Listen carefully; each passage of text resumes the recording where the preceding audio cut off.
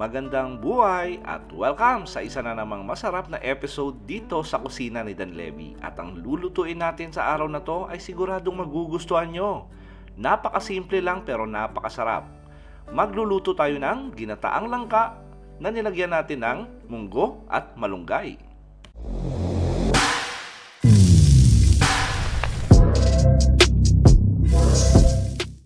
Magpainit lang ng kawali na ating paglulutuan. Tapos, lagyan natin ng konting mantika at painitin natin saglit.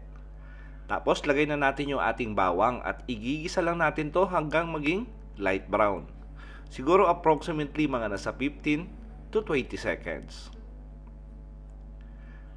Tapos, pag okay na, sunod na natin yung ating sibuyas. At yung sibuyas natin ay hiniwa lang natin yan ng maninipis. Tapos, sangkutsa lang natin hanggang lumabas yung amoy nito or yung aroma or hanggang maging translucent yung appearance. Tapos, lagay na natin yung ating karneng baboy. At gumamit pala ako rito ng pork belly. Pero ngayon, kung gusto nyo naman gumamit ng ibang parte, hiwain nyo lang sa maliliit na strips. Pero mas masarap pag pork belly yung gamitin natin kasi may konting taba. So, ibig sabihin, malasa yung magiging sabaw mamaya. Sangkutsa lang natin yung ating pork belly, siguro mga 8 to 10 minutes.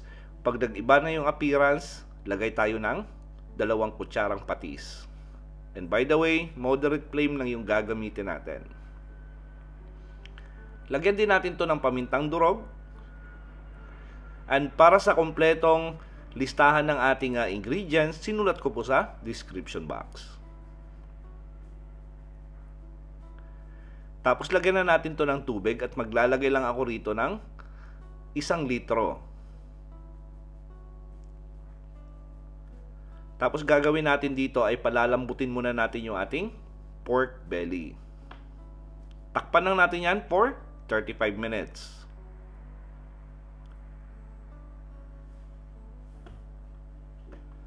After 35 minutes, check natin. Malambot na yung ating baboy. Yung ating pork belly na hiniwa natin sa strips. Tapos lagay na natin yung ating langka. At yung langka natin ay hiniwa lang natin yan sa katamtamang laki. Yung parang isang subo. Nang sa ganon, mas madali siyang lumambot.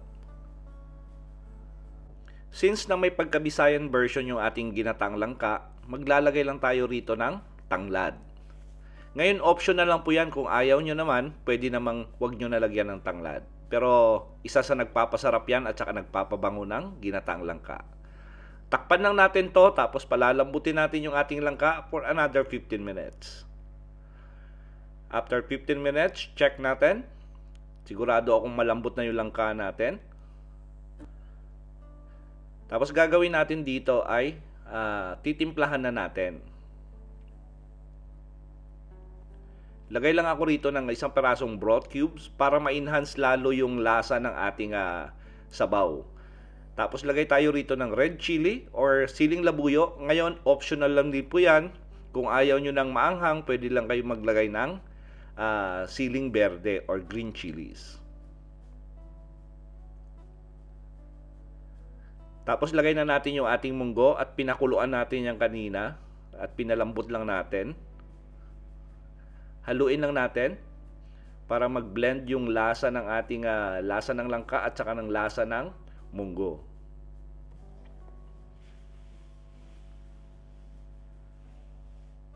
Takpan natin for another 3 minutes.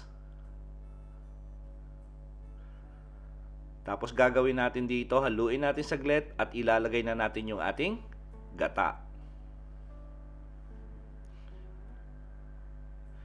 Ngayon pag yung mga Bisaya kasi pag medyo nagluto ng mga ginataan, medyo masabaw talaga kasi mahilig kami maglagay ng sabaw doon sa aming kanin. Ngayon kung ayaw nyo naman masyadong masabaw, pwede kayong magbawas doon sa tubig na nilagay natin kanina. At pag nasa Bacolod nga ako, nilalagyan ko pa to ng batuan para lalong sumarap. Yung parang may asim yung ginataang langka mo. Naglagay tayo ng konting asin. Tapos halu-haluin lang natin to. Siguro mga isi-simmer lang natin for another 10 minutes. Ngayon, pwede nyo pa ito lagyan ng dilis kung gusto nyo, or isdang tuyo, pwede nyo palagyan yan. At pwede na natin ilagay yung ating malunggay. Since na malunggay lang ito, hindi natin kailangan ng pakuluan ng napakatagal. Siguro mga 2 minutes lang, pwede na natin iserve. At ang magandang kapartner nito, inihaw na isda o di kaya pritong isda. O di kaya piniritong tuyo. Nako, sigurado akong mapaparami tayo ng kanin nito. Sa lahat po na nagkagusto ng ating recipe sa araw na to, please like and share the video. Tapos kung bago po kayo sa ating kusina, please don't forget to subscribe at pindutin yung notification bell para updated kayo sa mga susunod pa nating masasarap na recipe. At huwag nyo na rin kalimutan na i-follow yung ating kusina sa Facebook. Salamat sa panonood at ito ang Kusina ni Dan Levy.